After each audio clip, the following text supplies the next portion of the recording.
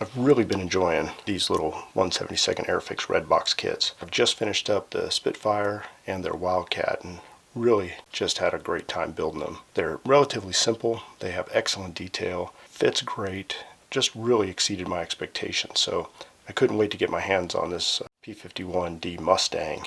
So before I get rolling out on it, I thought I'd give a real quick kit overview, kind of take a look at the parts inside, and then we'll get started with the build. Hey, I'm Chad. Welcome back to Flying S Models. As always, I appreciate you tuning into the channel. If you like the kind of content I've been posting, make sure to hit that subscribe button. Also click the notifications bell. That way you'll know when I post new content. So the first thing you noticed about these little kits is the box art. It's really nice looking here. Computer generated image shows the P-51 in action.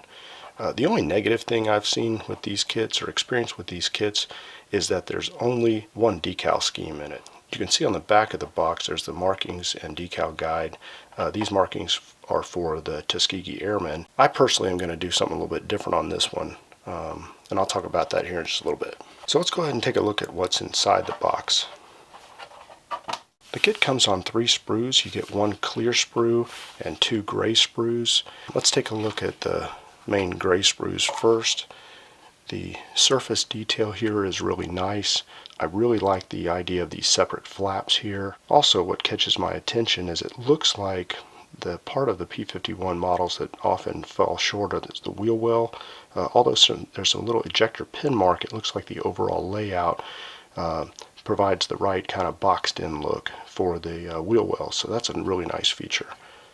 The surface detail is really fine, has fine engraved panel lines that you can see here. I think that'll paint up really nice. The second gray sprue here is the fuselage sprue. Again, surface detail is really nice and fine. The outline looks really nice. Cockpit detail here looks really sharp as well, especially for 1/72. There's some good diamond tread on the wheels. Also, they look to be flattened. It looks like they're also keyed here for the landing gear to go in to make sure that the flat spots go in the right spot. That's a really nice feature as well. The interior detail inside the cockpit sidewalls is more than sufficient for this scale. Lastly is the clear sprue. I like the idea of including both styles of bubble canopy. I also really like, as you guys saw in both the Spitfire and Wildcat, the separate windscreen from canopy to allow us to pose the canopy in the open position to show more of that cockpit detail that we'll add in. So here's the instruction sheet. Looks like it's very straightforward and nice illustrations. Overall, it looks like it's going to be a pretty simple build. I know it might be sacrilege to say it, but I wasn't a big fan of the Tuskegee markings. I know that's a pretty famed squadron, but I really wanted to do something a little more two-tone green over gray scheme. So I'm liking the look of this gash hound here of the 363rd Fighter Squadron. Really cool markings, so I ordered this sheet up from Superscale.